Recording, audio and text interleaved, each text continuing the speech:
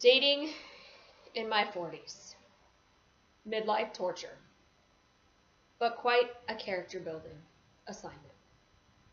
Let me give you a little background.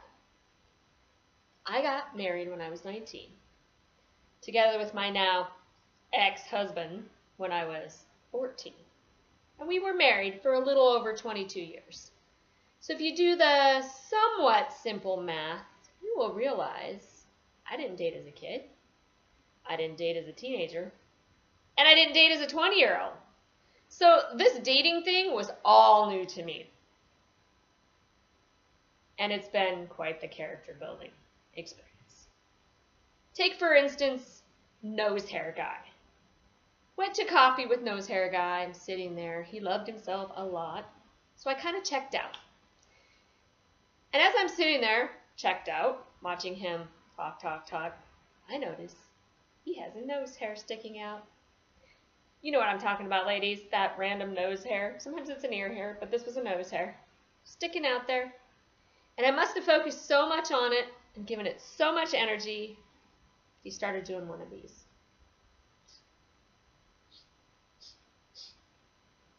Sorry, nose hair guy, you didn't get it, or the girl. Then there was the soup guy. This was actually second date. We went to a nice restaurant, looked at the menu, and I decided I was going to order a cup of clam chowder. And soup guy looks at me and he says, I'm going to share that cup of chowder with you. And I look at him and go, excuse me? I'm not sharing my chowder. That's weird. And for me, that's borderline sharing a toothbrush, just saying. Soup guy looks across the table at me and says, yeah, but I share everything. And I look at him and I say, and I have boundaries. Then there was the hand-holding guy. Sitting there, eating my pasta, having a little conversation, and he reaches over and he grabs my hand. And he starts to shake it. You know, whenever you grab a little kid's hand because they picked up something you don't want them to have, that's what he was doing to me. So he shakes my hand, I drop the fork. And then he just takes my hand and does one of these little weird hand holder things. What is that? Then there was Trophy Tim.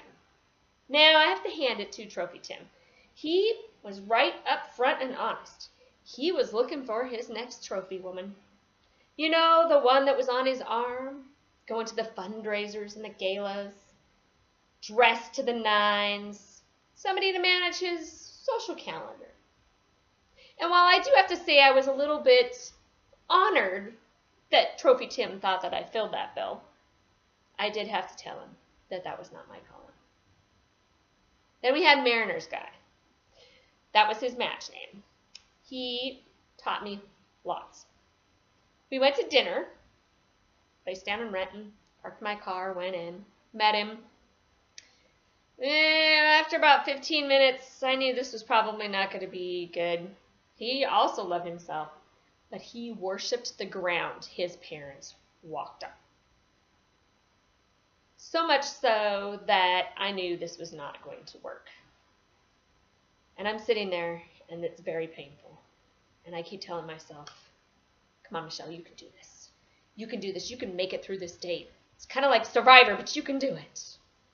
And thankfully, a few minutes later, the waiter comes over, and he looks at Mariner's guy, and he says, will that be one check or two? Now, in my head, I'm going, there is no way in heck I am paying a dime for this misery. And to my surprise, Mariner's guy looks at the waiter and goes, oh, we're not done. What? We're not done? Okay, now this is an emergency. This is an emergency. Okay, plan B. Okay, I could get up, walk out, drive away. Okay, no, can't do that because I parked my car right outside the window where we are, and the back of my car has this huge decal of my business name and phone number. Okay, that was not going to work. We need a secondary plan B. So I did what every smart girl does. I get up, say, excuse me, I need to go to the restroom. I walk to the bathroom, take my phone out, and I start texting my friends. I'm like, I need to be rescued. This is an emergency, 911. Got my plan set, walked back, sat down. Within a couple of minutes, my phone rings. I reach down and answer it. hello? And of course, on the other end is my best friend going, ha ha ha ha ha ha. Oh, there's an emergency? Okay, I'll be right there. And I get off the phone and I say to a Mariners guy, says, I gotta go, I've got a family emergency. And of course, the family-loving guy that he is, he was like, go, go. Now, what did I learn from Mariners guy? Number one, it could be pouring down rain. Park out, away from the restaurants. But really, what I really learned from him was, don't go to dinner on a first date. Always go to coffee or happy hour. Never a full dinner. So I have to say, this dating thing has been quite torturous. And I'm sure I will probably have more characters to add to my list. But I'm holding out hope that I will find my Mr. Right, my knight in shining armor. Hopefully sooner than later.